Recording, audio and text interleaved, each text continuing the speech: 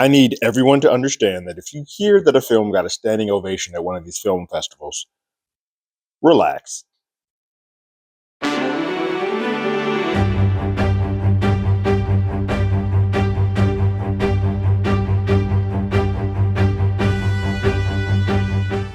Hello, everyone. Terrence here with Hollywood Already Did It. If you haven't already, go ahead, like, share, subscribe to the channel, leave a comment, ring that bell below. Anytime we have something, you will be among the first to know. It's here.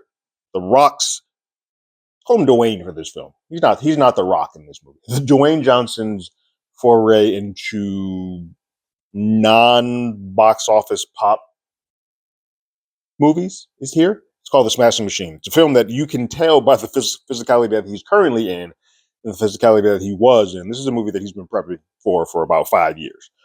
Adding on muscle weight, getting as big as he possibly could. He looks insane in this film. Nuts.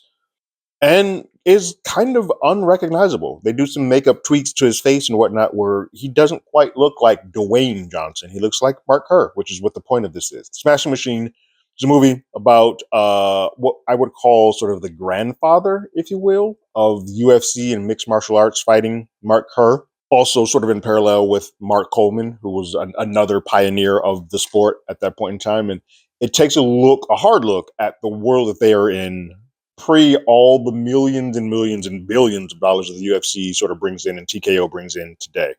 Um, they were doing this for the love of the sport and for very minimal amount of money back. But the adulation, the power, the energy that they got from this world was still massive to them.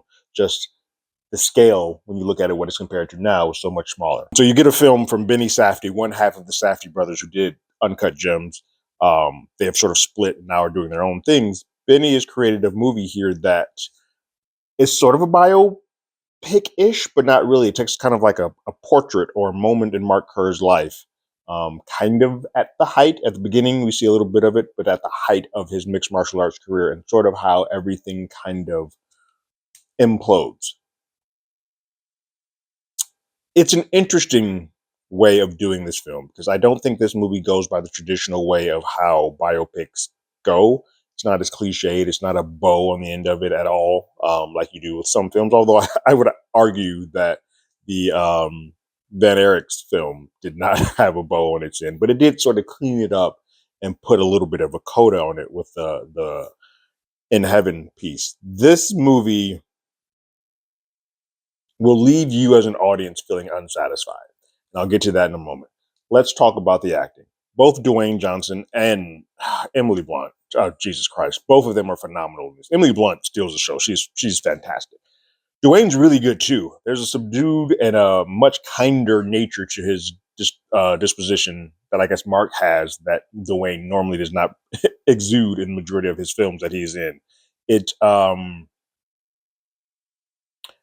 I there are moments in the movie where you kind of forget that you're watching a film that Dwayne's in, and you're watching Mark Kerr, and that is one of the probably the biggest kudos that you can give to an actor. Is like, oh yeah, you disappear into this role, and he does that in droves here.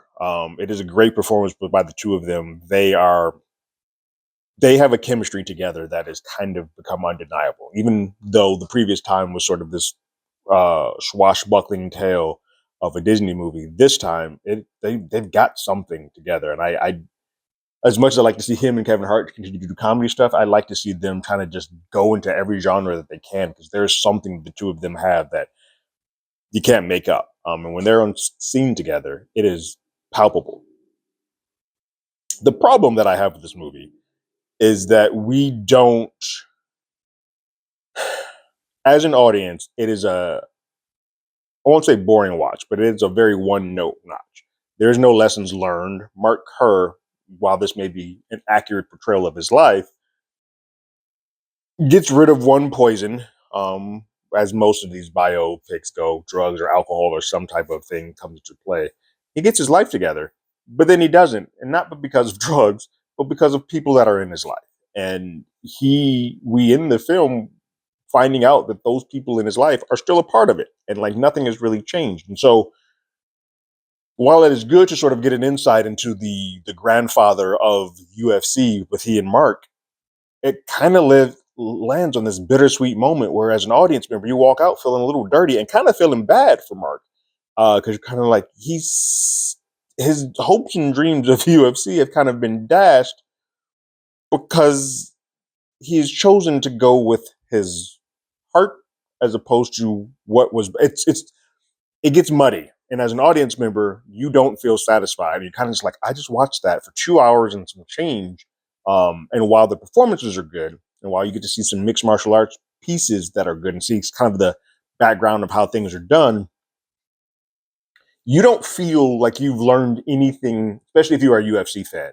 You don't feel like you've learned anything from different from the beginning of this movie to the end of this movie. So you kind of just like, I just watched an exercise in acting, which sometimes is good. But I think in a world where, yes, Emily Blunt's probably going to be, they're both going to get nominated in some form, SAG, whatever you can be. She's got an easier avenue than I think The Rock does, because The Rock's going to have Leo DiCaprio and Daniel Day-Lewis doing whatever.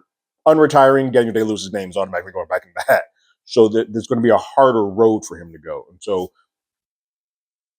you just watched two really solid acting performances in a film that directed well. Like, let me say that too. Benny does a great direction. There's shots in here that are just stunning. Some camera pulls, the way that he shoots things, it's great. And you feel like you are in the action. You feel like you're in the moment. It's the story. And as a person, when you're talking about all the pieces coming together, the acting can be great, the directing can be great. But if the story leaves you feeling a little bit lackluster, which this movie does, and I think it's not because it's not a decent or the best that they can get out of the script. I think the actual story that they're telling isn't conducive enough to make an entire feature-length film for. And I think that's the problem they're running up against. So my scale of play it again, Sam, I didn't mind that.